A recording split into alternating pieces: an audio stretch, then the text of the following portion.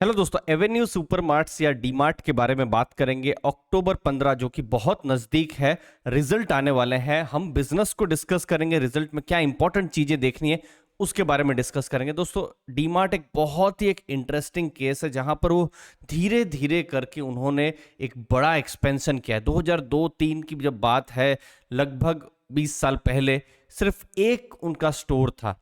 अगर आप 6 साल पहले देखेंगे 2016 तक सिर्फ 110 स्टोर थे, और अभी 2022 जो रिसेंट में मार्च जो था 284 स्टोर उनके। तो भारत में उस हिसाब से धीरे धीरे करके उनके स्टोर्स बढ़े हैं।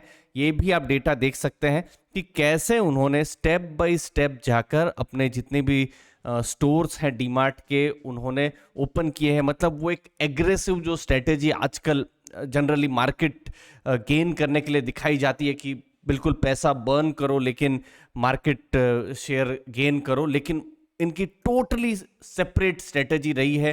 प्रॉफिट किया है, धीरे धीरे करके ग्रो किया है, और अब देखिए अब वो फास्ट ग्रो में भी आ गए हैं। देखिए 50 पिछले जो फाइनेंशियल ईयर है 50 स्टोर उन्होंने ओपन किए थे, जो पहले सिर्फ 20-21 ही ओपन कर रहे थे 5-6 साल पहले। अब ये आंकड़ा भी 284 से बढ़कर 302 हो गया है। तो धीरे धीरे करके भी प्रॉफिट पर भी उन्होंने फोकस किया है, जो कि आजकल के बहुत सारे जो स्टार्टअप्स हैं उनसे एक यूनिक अप्रोच है, और उन्होंने प्रॉफिट भी किया हुआ है।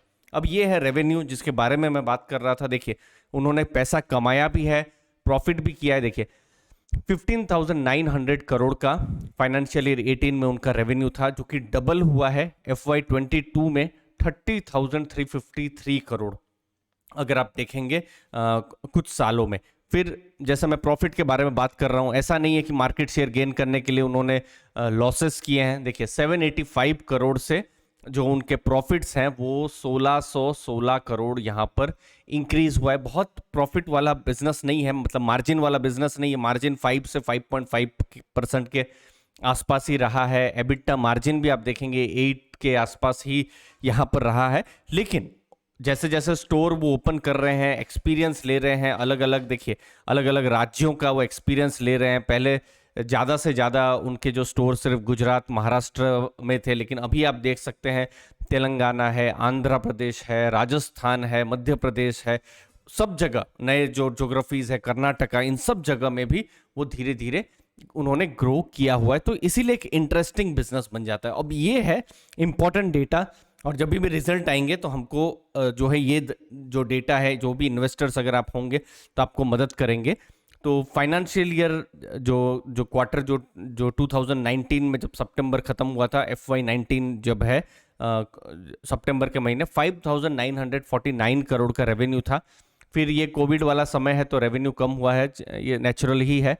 फिर पिछले साल 7,649 करोड़ का रेवेन्यू था, और इस बार 10,384 करोड़ का रेवेन्यू है। और टोटल जो स्टोर्स है, जो मैंने कहा 284 से बढ़कर 302 के 200 मतलब 302 के आसपास अभी हो गई है। मार्केट ने भी अगर लॉन्ग टर्म में देखेंगे तो डीमार्ट को पॉजिटिवली लिया है। मुझे याद है आईपीओ के समय में, मतलब आईपीओ ही डबल के भाव में खुला हुआ था, कुछ 600 के आसपास उसका प्राइस था, और उसके बाद से आप 7 गुना आप देख सकते हैं शेयर प्राइस बढ़ा हुआ है। लेकिन पिछला एक साल आप देखेंगे, खैर मार्केट भी इतना स्ट्रांग नहीं रही है, बट पिछले एक साल में जो डीमार्ट है या एवेन्यू सुपरमार्ट, 8% शेयर प्राइस यहाँ पर नीचे है। YTD मतलब 2022 का भी अगर आप परफॉर्मेंस देखेंगे तो शेयर प्राइस लगभग 7.5% के आसपास आपको नीचे होता हुआ दिखाई देगा। अब कुछ फंडामेंटल्स के बारे में बात करूंगा, और मैं बताऊंगा कि मेरा यहाँ क्या सोचने का है। देखिए 2.8 लाख करोड़ का मार्केट कैप, मतलब आराम से एक लार्ज कैप कैटेगरी में डीमार्ट जाता है। ROC 15.8, ROE 11.5, जो कि डिसेंट मैं कह सकता हूँ। ऑलमोस्ट डेट फ्री है, प्लेज नहीं है। ये सब कुछ स्ट्रॉन्ग आंकड़े हैं। जो मार्जिन के बारे में मैंने बताया कि 5% के आसपास मार्जिन है। बाकी प्रॉफिट कर रही है, आप सेल्स ग्रोथ देख सकते हैं 21% है, प्रॉफिट ग्रोथ 25%, जो हमने देखा कि प्रॉफिट किस हिसाब से उन्होंने किया हुआ है। तो एक बहुत ही मैं कहूँगा ब्रिलियंट बिजनेस है, नो डाउट। बट बहुत बार एज एन इन्वेस्टर, और देखिए जो कि कुछ स्टॉक बहुत ही अच्छे होते हैं लेकिन क्या वो सस्ते होते हैं? तो देखिए पी रेशियो इसका 139 के आसपास है। ये है 5 साल का पी रेशियो 139 के आसपास अभी है, और मार्केट ने डीमार्ट को हमेशा से एक प्रीमियम वैल्यूएशन दिया है। आप मीडियन पी भी आप देखेंगे 5 सालों का, तो वो भी 144 के आसपास है। अब अगर मैं सिर्फ निफ्टी के साथ कंपेयर करूं, खैर निफ्टी में 50 कंपनियां हैं, बट निफ्टी का भी पी रेशियो कुछ 20 के आसपास है। बहुत सारी कंपनियों के 4, 5, 10 भी होते हैं सेक्टर्स के हिसाब से, बट अगेन मुझे लगता है 140 बहुत ज़्यादा पी रेशियो है वैल्यूएशन के हिसाब से। बट अगेन मैं ये भी मानता हूँ मार्केट एक बहुत ही हम्बलिंग एक्सपीरियंस होता है। यहाँ पर मैंने गलतियां भी की है एक्चुअली। मैं ये मुझे स्टॉक हमेशा से महंगा लगा है। 130 140 का पी मैंने 1000 में भी इसको अवॉइड किया है, 1500 में भी अवॉइड किया है, लेकिन शेयर प्राइस आप खुद देख सकते हैं 4 गुना बढ़ा भी है। ऐसा नहीं है कि मैंने सही काम किया है। बट अगेन देखिए मुझे लगता है हर इन्वेस्टर्स की एक फिलॉसफी होनी चाहिए।